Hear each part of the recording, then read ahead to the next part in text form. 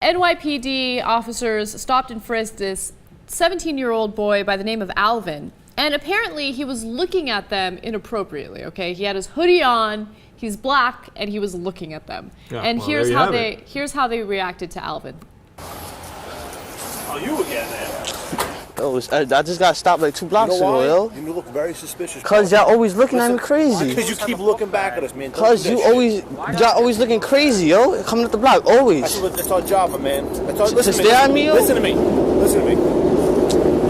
Our job is to look for suspicious behavior. When you keep looking at us like that, looking back. Cause y'all always like stop. I just got stopped like 2 blocks away, like. Because you keep doing that shit, man. We stopped you last time. Listen to me.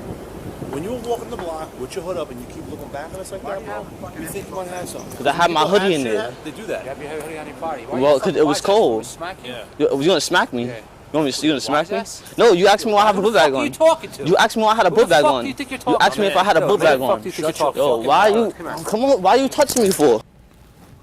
Man, that started out actually not that bad. Like it almost seemed like they were friendly back and forth. You know, hey, we saw you 2 blocks ago, la la la, and he's like, come on, what are you bothering me for? Then it took a bad turn. Yeah, and it gets worse. We have one more video. You want to go to jail? For what? Shut your fucking mouth, kid. What am I getting arrested for? Shut your mouth. What am I getting arrested for? For being a fucking mutt, you know what? Oh, so that's a law, being a mutt? Who the fuck are you talking? Cause you over here telling me why I have a hoodie, why I have a book bag on except for my hoodie. He decided to take my hand from here and he put it behind my back like that. Why you putting it on my arm way back here? Shut your fucking mouth! You asking me questions. Weren't you a fucking explorer at one point? I was, and Have some fucking respect. Because that stopped me. You always stop me for no reason. Do you want somebody talking to you? Why you pushing? Break your fucking arm. You're gonna break my arm. For what? Dude, I'm gonna fucking break your arm. For what? Who's your father? He's gonna punch me in my face? He's not gonna answer. He don't got a phone. You're in traffic? Nope. Yup. It's a traffic cop? Yup. Figures. Don't touch me. Okay, he's a traffic. The part that bothers me, well, there's 2 obvious parts that bother me.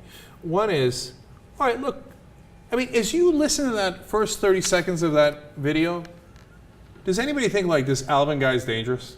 No. Come on, nobody thinks that. But you know, he had the audacity to look at the cops. Yeah, isn't that amazing? Don't do that shit, as the cop said. But they say it. They say like, you look back at us, how dare you, basically, right? Yeah. And then they ask him, I think it's actually a reasonable question by the cops, why is your backpack empty? Because are you going to put something else in there? But he has a really good answer. It's because I had my hoodie in there, but now it's cold, so I'm wearing my hoodie.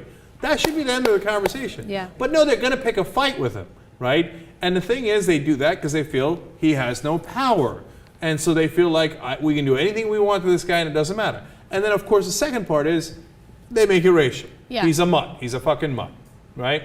And so what is that? Why do you say that? And then, of course, then the threats of violence about breaking his arm, etc. People are tired of this, man. We're tired of being treated like this. 9 out of 10 people who get stopped during the stop and frisks are innocent. There's absolutely nothing on them. Unsurprisingly, 87% of them are either black or Latino. Now think about that, man. Now look, there's a lot of blacks and Latinos in New York, but they ain't 87% of the population. They're nowhere near that. But and 9 out of 10 of them are totally not guilty at all. And you don't even know it's a stop and frisk. You're just doing it, you're supposed to be doing it randomly, but you're not doing it randomly. If they see a quote-unquote fucking mutt, right? Mm-hmm. Someone who is the wrong race, they pull him over and threaten to break his arm. Now, it doesn't happen every time, but you know you got a problem with the stop and frisk issue when you're pulling blacks and Latinos over 87% of the time.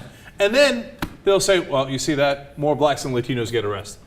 Yes, because cops are messing with them. They pulled them over 87% of the time. They do a stop and frisk. It's them. Gee, I wonder why they get arrested more. JR. One point of disagreement. He shouldn't have to answer questions about an empty backpack, about what he's looking at, or anything, because he's an American citizen. He can do whatever the fuck he wants to do. He can carry an empty bag all he wants. He can say, why are you carrying an empty bag? Because my name is whatever, and I'm an American citizen. Fuck you. He can say that. I wouldn't suggest it. Exactly, but the thing is, like, it shouldn't be accepted that he has to answer that question, and it's still a nice conversation. It's not. It's already assuming that he's out to rob somebody. So, or carrying drugs, or whatever the assumptions are, right? Now, the thing is, a lot of Tea Party guys would agree with JR. A lot of libertarians would agree with JR. A lot of conservatives would agree with JR if they were true conservatives. because I got a right to be left alone. That's the principal point of the libertarians and a lot of the conservatives, real conservatives. I got a constitutional right to do whatever the hell I want, as long as you don't have any proof that I'm doing anything illegal. You should leave me alone.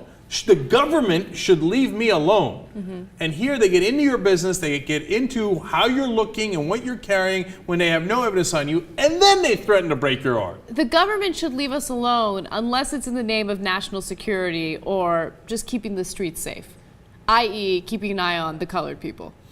Let's keep it real, right? Let's keep an eye on the Muslims when it comes to national security. Let's keep an eye on the blacks and Latinos when it comes to patrolling the streets. No wonder people say that this is a new form of Jim Crow, and the excuse they use for it so often these days is a war on drugs. Anybody could have had drugs on him. I don't know. That guy could have had drugs on him. So that's my excuse enough. And then once I get into a conversation with him, if he even looks at me the wrong way, I'll threaten to break his arm. Now, fortunately in this case, Alvin was able to maintain his patience. He didn't, do anything violent to the police officers, so they didn't beat him up or anything, and they ended up letting him go because he wasn't doing anything wrong. But the Nation did report on this story. This incident actually happened last year, but they broke this news story recently, and they did a great job because it shows you how stupid these stop and frisks really are. And how dangerous could the guy be? His name is Alvin.